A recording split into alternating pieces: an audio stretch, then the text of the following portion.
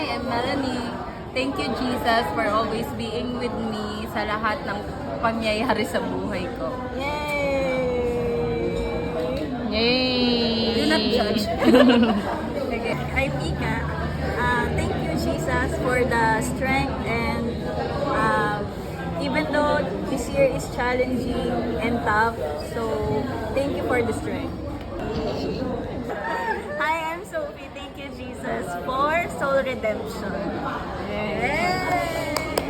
Hello, I'm Irish and thank you Jesus for always giving me strength every day. Hi, I'm Patty. Thank you, Jesus, kasi I have money to buy food, work, family, and friends, and you love me, Jesus. Hello!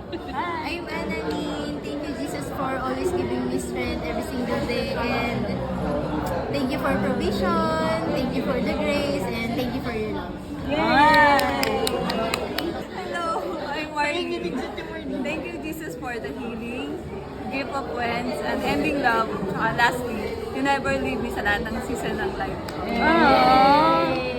Hi, I'm Liza. Thank you Jesus for surrounding me with the people that I am with and thank you for the enlarged heart.